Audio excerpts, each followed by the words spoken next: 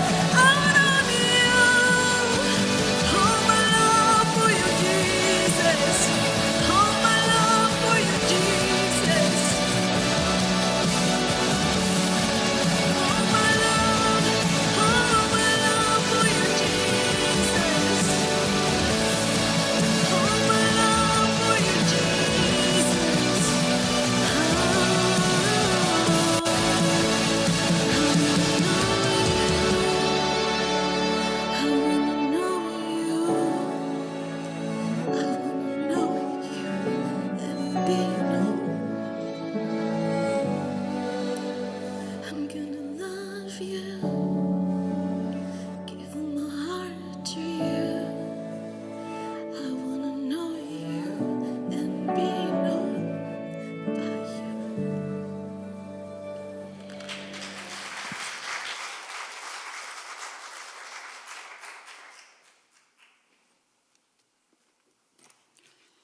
아름다운 찬양을 불러주신 메일리 집사님에게 감사를 드립니다.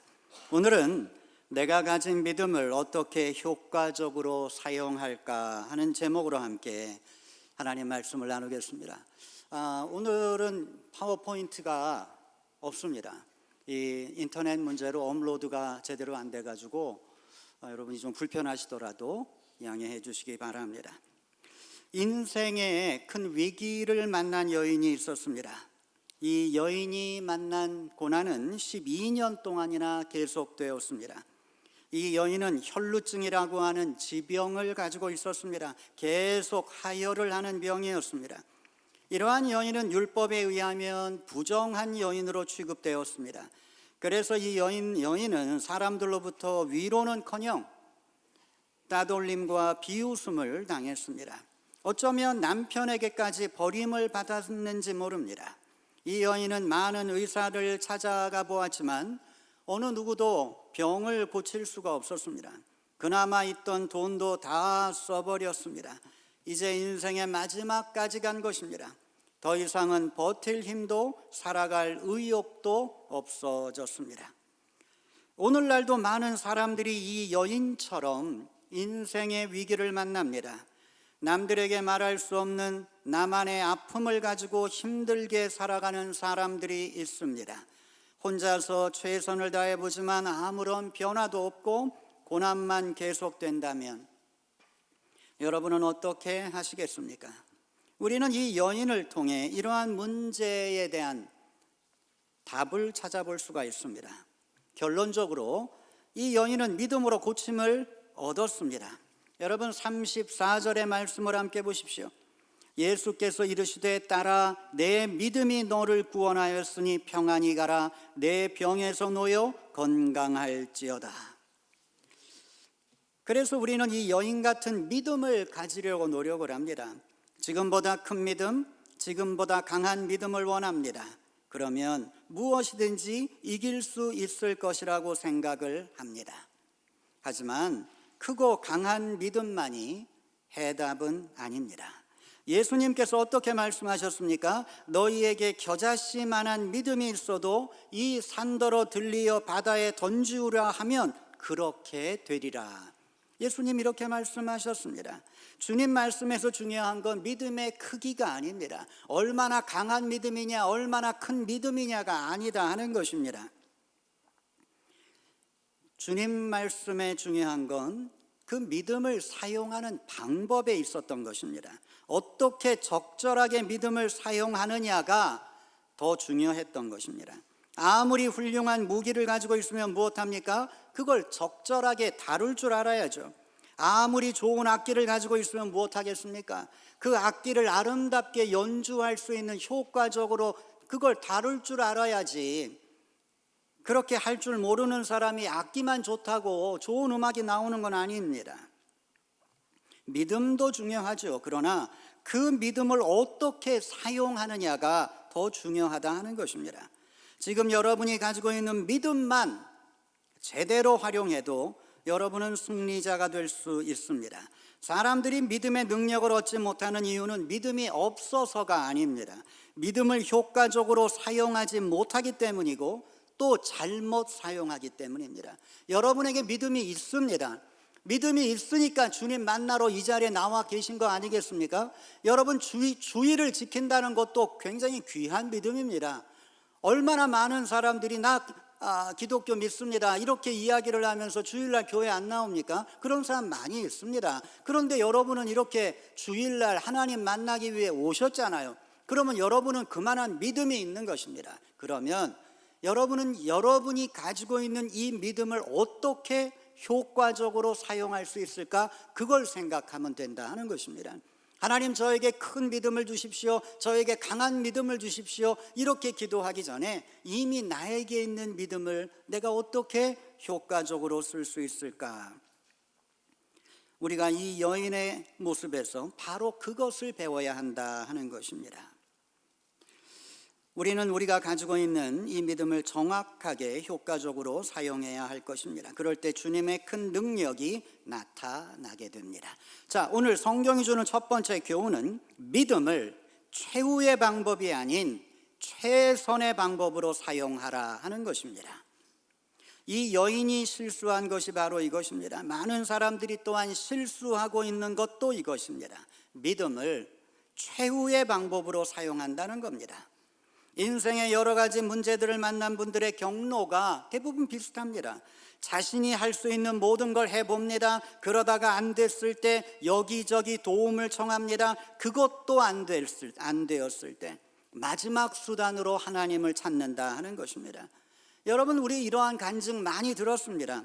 평소에는 믿음 생활 잘하지 않았습니다. 교회도 제대로 다니지 않았습니다. 세상적으로 놀던 사람이었습니다. 그러다가 큰 질병에 걸렸습니다. 병원에서는 사형 선고를 내렸습니다. 더 이상 인간적으로 희망을 잃어버렸을 때 지푸라기라도 붙잡는 심정으로 교회를 찾아왔습니다. 하나님께 죽기 살기로 매어 달렸습니다. 그때 하나님의 은혜를 받았습니다. 은혜를 받을 때 병도 낫는 축복을 경험하게 되었습니다. 자, 우리가 들었던 간증 대개 이러한 유형 아닙니까? 이것도 훌륭하죠. 인생의 위기를 만났어도 끝까지 하나님께 안 나오는 사람도 있으니까. 그러나 우리는 이것보다 더 중요한 걸 생각해야 한다 하는 것입니다. 하나님 원하시는 건 하나님이 결코 인생의 마지막 방법으로 나오는 것을 원치 않으십니다. 인생의 모든 문제를 해결하기 위해 가장 먼저 해야 할 일이 하나님께 나오는 거다 하는 것입니다. 최후의 방법이 아니라 최선의 방법으로 언제나 하나님을 찾아라 하는 것입니다. 여러분, 하나님께 빨리 나오면 나올수록 고난도 쉽게 빨리 끝나는 법입니다. 당할 이유 없는 고난은 당하면 안 되잖아요. 하나님께 일찍 나오면 일찍 나올수록 고난은 줄어들게 될 것입니다. 신앙은 빨리 믿을수록 좋은 겁니다. 여러분, 모세와 다윗을 한번 살펴보세요. 모세는 나이 80에 하나님에 대한 믿음을 갖게 되었습니다. 반면에 다윗은 어렸을 때부터 믿음이 좋았던 자입니다. 모세는 나이 80 이후에 하나님께 영광을 돌리는 삶을 살았다면 다윗은 이미 어린 나이에 그는 인생의 승리자가 되었던 것입니다. 어린 나이에 이미 하나님의 선택을 받았고 이미 어린 나이에 하나님께서 너는 이스라엘의 왕이 될 것이다 이미 예정하셨던 겁니다. 여러분, 일찍 하나님 믿을수록 좋은 겁니다. 빨리 믿을수록 좋은 겁니다. 여러분의 인생에서 가장 빠른 시간은 언제입니까? 바로 지금이죠.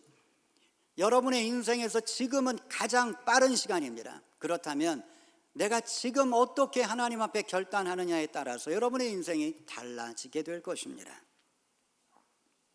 인생의 위기를 만나면 반드시 하나님께 나아와야 합니다. 그러나 위기를 만나기 전부터 철저하게 하나님을 붙잡고 사는 자는 더 큰 영광을 돌릴 수 있다고 하는 이 단순한 진리를 결코 잊지 않게 되기를 바랍니다. 이 여인의 경우를 보십시오. 이 여인 처음에 어떻게 했습니까? 찾아다닐 수 있는 모든 의사들을 찾아다녔습니다. 수많은 의사들을 만났습니다. 필요하다는 것 다 해봤습니다. 그런데 됐나요? 자, 여러분 성경 말씀 다시 한번 보십시오. 26절입니다. 많은 의사에게 많은 괴로움을 받았고 가진 것도 다 허비하였으되 아무 효험이 없고 도리어 더 중하여졌던 차에. 자, 이 여인은 할 만큼 다 해봤습니다. 만날 만큼 다 의사들 만나봤고 약도 써봤고 가지고 있는 돈 다 썼다는 것입니다. 그런데 안 낫습니다. 이 여인에게 마지막 수단, 최후의 수단으로 예수님이 등장하신 거죠. 이 여인은 어떻게 보면 좀 안타깝습니다. 이 여인이 조금 빨리 예수님 만났다면 이 여인이 12년 동안 이렇게 고생하지 않았을 수 있었을 텐데 하는 것입니다. 여러분, 우리도 마찬가지입니다. 내가 조금만 더 일찍 주님을 알았다면, 내가 조금만 더 일찍 주 앞에 헌신하는 삶을 살았다면 내 인생이 달라졌을 텐데 우린 이러한 생각합니다. 여러분, 이 교훈을 잊지 마십시오. 갈 때까지 가보고 고생은 고생대로 다 하고 다른 방법이 없을 때 주님께 찾아오지 마십시오. 예수님께는 일찍 나아올수록 좋은 것입니다. 헌신은 일찍 할수록 좋은 것입니다. 지금은 헌신할 때가 아니야, 이런 생각은 어리석은 생각입니다. 여러분, 한국의 부모들은 자기 자식들이 고등학교 다닐 때 교회를 나가는 걸 싫어한다고 합니다. 부모들이 하는 이야기가, 너 지금은 하나님 믿을 때가 아니라 공부할 때야. 너 나중에 대학 가고 좋은 직장 잡으면 얼마든지 하나님 믿을 수 있으니까 지금은 공부할 때야. 이렇게 이야기를 한다고 합니다. 믿는 부모들이 어떻게 이런 이야기를 할 수 있지? 그러나 많은 부모들이 이렇게 이야기를 하고 있습니다. 어린 자녀들이 헌신할까 봐 오히려 걱정을 합니다. 지금 헌신할 때 아니라고, 지금 공부할 때라고, 지금은 교회에 너무 빠지면 안 된다고, 이런 생각을 합니다. 얼마나 어리석은 생각입니까? 하나님을 제대로 믿지 못하니까 이런 생각을 한다 하는 것입니다. 여러분, 일찍 헌신할수록 좋은 겁니다. 자녀도 하나님 일찍 알아야 축복을 받는 겁니다. 다윗처럼 축복을 받는 거죠. 여러분, 하나님을 제대로 믿으면 여러분 인생의 유혹에 빠지지 않잖아요. 요즘 미국에 얼마나 많은 이 마리화나나 마약에 관련된 이러한 범죄들이 일어납니까? 요즘 국미나 초등학교에까지 다 이게 들어가 있다고 하니 얼마나 무서운 세상입니까? 하나님 잘 믿으면 이런 세상 유혹으로부터 지켜주는 거잖아요. 왜 하나님을 대학 들어가서 믿으라고, 왜 하나님을 좋은 직장 잡은 다음에 믿으라고, 왜 엉뚱한 생각을 하고 있는가 안타깝습니다. 여러분, 하나님은 일찍 믿을수록 좋은 겁니다. 일찍 헌신할수록 좋은 것입니다. 그래야 일찍 승리자의 인생을 살게 됩니다. 예수님은 저와 여러분의 최후의 방법이 아니라 언제나 최선의 방법임을 잊지 말아야 할 것입니다. 두 번째로, 오늘 본문이 주는 교훈은 도전할 때를 놓치지 말아라 하는 것입니다. 여러분, 신앙은 기다림입니다. 그리고 또한 도전입니다. 그런데 언제 기다리고 언제 도전하는가, 이 분별의 타이밍을 잡는 게 중요합니다. 하나님은 기다리라고 하시는데 나는 성급하게 도전할 때가 있습니다. 그러면 실패하는 거죠. 사울 왕 같은 사람입니다. 사울 왕은 하나님을 기다리지 못하고 자신이 제사를 지내고 전투에 나갔습니다. 제사는 제사장의 권한입니다. 그러면 제사장이 올 때까지 기다려야 했습니다. 그런데 백성들이 동요를 하니까 겁이 났습니다. 백성들을 위로하기 위해 대충 빨리 제사를 지냈습니다. 이것이 하나님의 노여움을 불러온 것입니다. 결국 그는 하나님의 도움을 받지 못했습니다. 기다리지 못하고 움직인 것, 믿음이 아닙니다. 사람들은 도전하는 것이 믿음이라고 생각하지만 또 그것도 아니다 하는 것입니다. 도전도 하나님이 하라고 하실 때 하는 것입니다. 기다리라고 하시면 기다려야죠. 하나님 도전하라고 하시지만 망설이다가 실패한 사람도 있습니다. 모세죠. 가나안의 정탐꾼들의 이 보고를 듣고 두려워하다가 도전하지 못했습니다. 결국 그는 실패했습니다. 여러분, 우리 교회가 지금까지 부흥할 수 있었던 건 우리에게 도전하라고 하실 때 도전할 분별력이 우리에게 있었기 때문입니다. 많은 교회들이 건축의 필요성을 느끼면서도 시작하지 못하는 이유가 무엇입니까? 지금은 기다려야 할 때야 라고 생각하기 때문입니다. 하지만 하나님은 지금은 도전할 때다 이렇게 말씀하십니다. 모든 것이 준비된 후에 건축을 시작하려면 언제까지 기다려야 되겠습니까? 여러분, 우리 교회는 3번의 건축을 했습니다. 한 번도 모든 것이 준비된 상태에서 건축을 해본 적이 없습니다. 첫 번째 교회 건축을 할 때 우리 교회의 어카운트는 5,000불이 전부였습니다.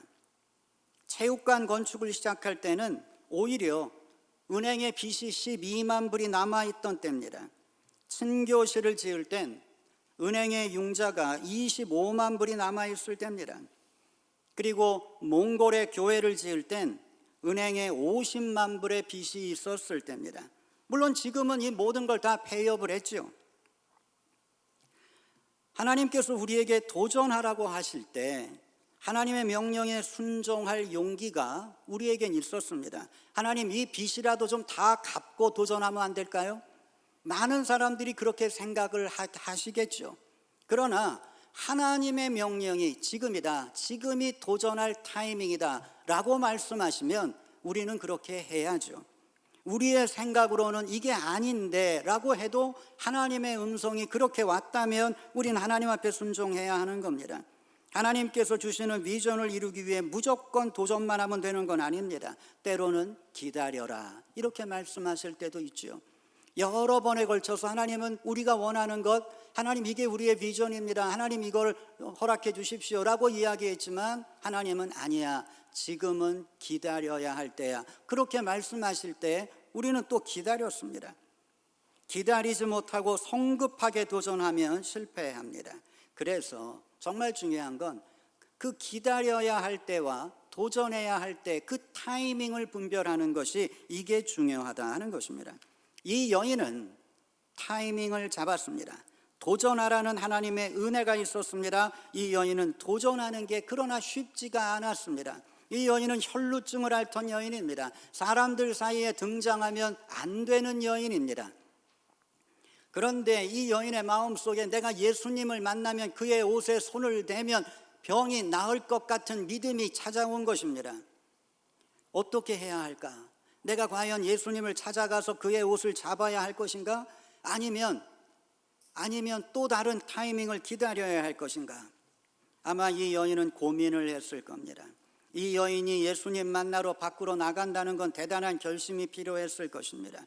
사람들 사이에 자기를 숨겨야 했을 겁니다. 사람들에게 들키지 않고 예수님 곁으로 다가가기 위해 노력을 했을 것입니다. 누군가가 자기를 발견하면 그가 돌을 던질 수 있는 이러한 상황이었습니다. 그러나 이 여인은 하나님의 타이밍을 놓치지 않고 도전했고 결국 예수님의 옷을 붙잡는 순간 하나님의 은혜를 경험할 수 있었습니다. 여러분, 믿음이라고 하는 건 뭔가? 바로 이 타이밍입니다. 정확한 타이밍에 움직일 수 있는 능력이 믿음입니다. 기다리라고 하면 기다리고 도전하라고 하면 도전하고 그 둘 사이에서 정확한 타이밍을 붙잡는 것, 이것이 믿음이다 하는 것입니다. 자, 마지막으로 오늘 본문이 주는 교훈은 잘못된 고정관념을 깨고 나와야 한다 하는 겁니다.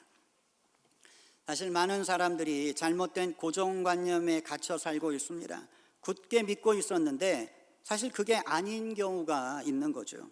신앙에도 잘못된 고정관념이 있습니다. 신앙이 살아 움직이지 못하는 이유는 우리가 잘못된 이 고정관념에 묶여 있기 때문입니다. 이걸 깨고 나와야죠. 오늘 이야기에서도 우리는 이 잘못된 고정관념을 볼 수가 있습니다. 그건 뭔가? 바로 옷입니다. 예수님의 옷입니다. 사람들은 옷에서 능력이 나간 줄 알고 옷을 찾습니다. 이 여인도 옷을 붙잡으려고 했습니다. 내가 그 옷에만 손을 대어도 구원을 얻으리라, 이렇게 믿었습니다. 사도행전에 보면 바울의 옷을 가지고 귀신을 쫓아내려 했던 사람의 이야기가 나옵니다. 이 여인도 그런 마음이에요. 이 여인은 고침을 받고도 자신이 어떻게 고침을 받게 되었는지 몰랐습니다. 이 여인이 하나님의 은혜를 얻은 이유가 무엇인가? 옷이었나? 이 여인이 예수님의 옷에 손을 대었기 때문인가? 아닙니다. 이 여인이 구원을 받은 것은 이 여인의 간절한 믿음 때문입니다. 내가 그 옷에만 손을 대어도 구원을 얻으리라, 이 말씀은 옷이 중요한 게 아닙니다. 간절한 마음이 중요한 것입니다. 그 간절한 마음을 하나님은 귀하게 보신 것입니다. 하나님의 도움은 언제나 간절한 믿음에 나타나는 것입니다.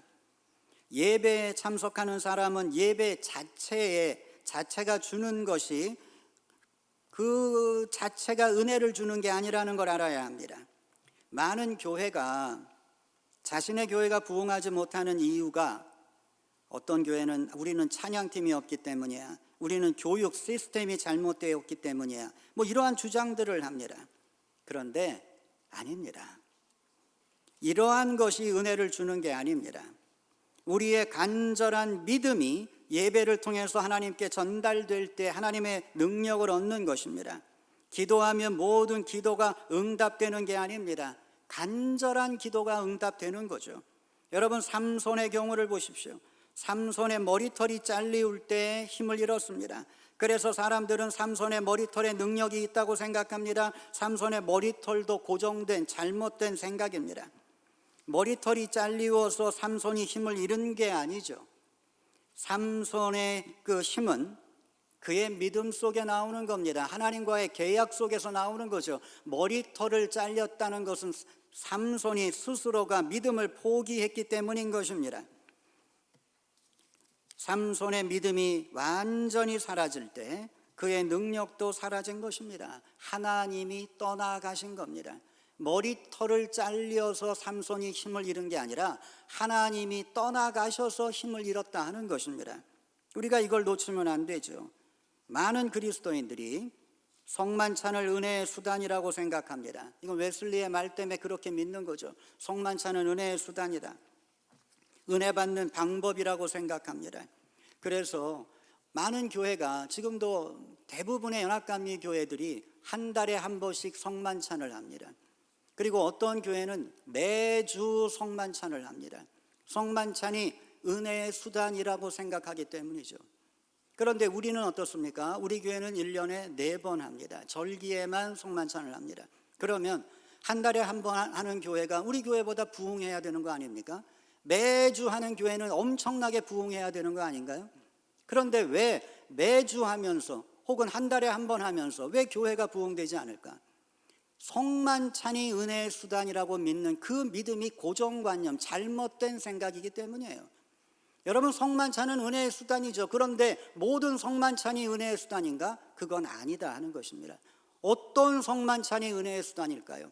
간절함이 담겨있는, 성만찬에 대한 진실한 그 간절함이 담겨있는 성만찬이 은혜의 수단이죠. 그래서 우리는 1년에 4번 하는 겁니다. 간절해지자고. 우리가 성만찬을 받을 때 이거 시간도 없는데 오늘 성만찬 하는 주간이 주일이구나. 사람들이 성만찬에 대한 간절함이 없어요. 아니, 매주 하면 더 간절함이 없어지겠죠. 여러분, 간절함을 잃어버린 성만찬에 무슨 은혜가 있겠나 하는 것입니다. 여러분, 우리가 예배를 드려도 간절한 마음으로 하나님 앞에 나와서 예배 드릴 때 은혜가 있는 거지, 그냥 주일이니까 와서 예배 드리는 그러한 예배에 무슨 하나님의 역사가 나타나겠는가 하는 것입니다. 여러분, 신앙은 간절함입니다. 우리가 기도를 해도 간절하게 해야 되고 예배를 드려도 간절하게 할 때 하나님의 역사가 나타나는 것이죠. 성만찬이 은혜의 수단이 아니라 간절한 마음으로 받는 성만찬이 은혜의 수단인 것입니다. 이 여인은 예수님의 옷을 잡았기에 고침을 받은 게 아닙니다. 이 여인의 간절한 마음이 하나님을 움직인 거다 하는 것입니다. 우리는 이 여인의 이야기에서 우리의 믿음을 활용하는 방법에 대해 깨우침을 얻어야 합니다.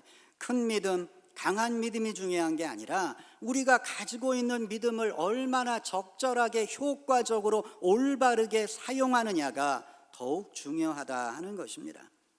믿음을 적절하게 활용하기 위해 우리가 알아야 할 건 믿음은 최후의 방법이 아니라 언제나 최선의 방법임을 생각하는 것입니다.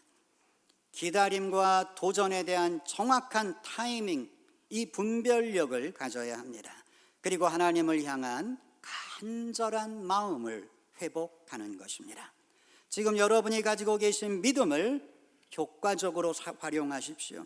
지금 가지고 있는 믿음만 가지고도 여러분은 여러분의 삶 속에 적용시키면서 승리자의 삶을 살아갈 수 있습니다. 여러분의 고난의 문제를 넘어갈 수 있습니다. 우리는 주님의 축복을 받는 사랑스러운 하나님의 자녀들이 될 것입니다.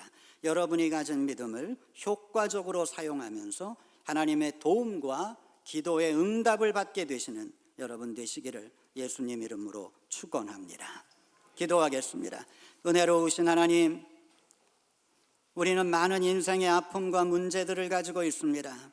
이러한 문제들 가지고 씨름하면서 내 믿음이 적어서 이것이 해결되지 않는구나, 이러한 생각을 할 때가 있습니다. 믿음이 적어서가 아니라 믿음을 제대로 효과적으로 사용하지 못해서임을 깨닫게 해주시고, 하나님 언제나 하나님을 바라보면서 하나님만이 나의 최선의 길임을 늘 고백할 수 있도록 도와주시기를 원합니다.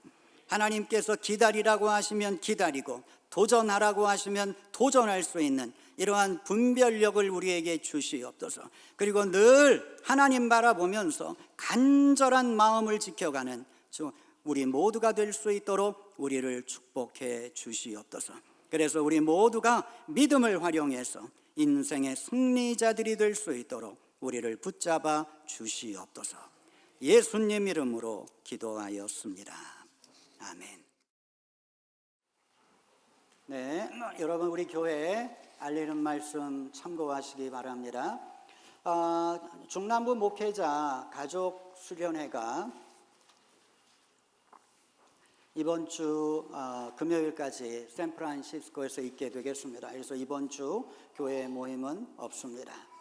다음 주일 아침 8시 30분에는 장로 권사 기도 모임이 있습니다. 금년도 YMCR이 다운타운에 있는 엠바시 호텔에서 7월 23일부터 26일까지 있게 되겠습니다. 은혜로운 집회가 될 수 있도록 여러분 위에서 기도해 주시기 바랍니다. 오늘 점심 봉사는 여선교회에서 수고해 주시겠습니다.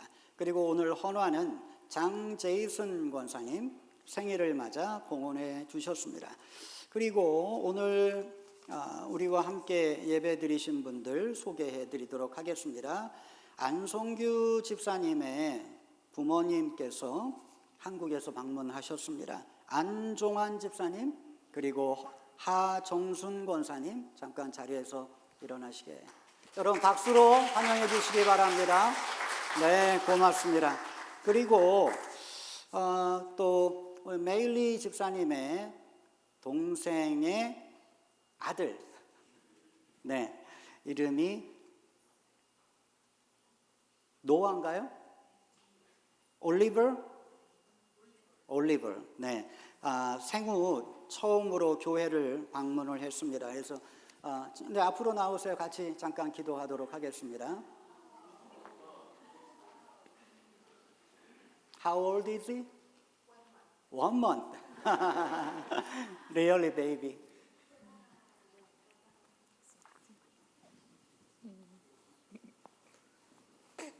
올리버.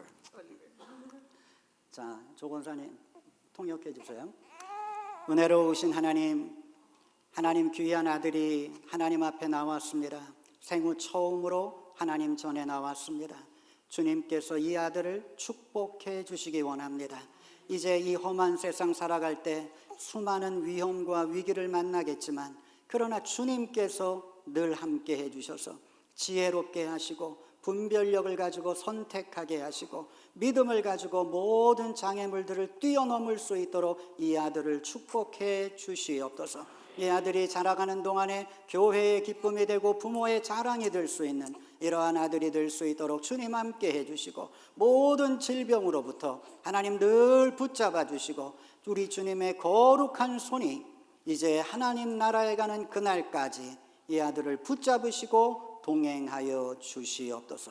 하나님의 거룩한 능력이 함께 하실 줄 믿습니다. 부모에게도 함께 하여 주시고 늘 기쁘고 감사한 인생을 살아가며 하나님이 주신 축복을 기쁨으로 여기며 이 아이를 믿음과 기도로 키워갈 수 있도록 주님 함께 하여 주시옵소서. 모든 것 감사드리며 예수님의 이름으로 기도하였습니다. 아멘. Congratulations. Thank you. 여러분 박수로 격려해 주시기 바랍니다. 은혜로우신 하나님, 이제 새로운 한 주를 시작합니다. 우리 앞에 어떠한 위기와 어떠한 어려움이 찾아올지 모릅니다. 그러나 우리가 주님의 손을 붙잡고 나아가기에 이번 한 주도 승리하리라 믿습니다. 이 믿음을 가지고 살아가는 우리 모두가 되게 하여 주시옵소서.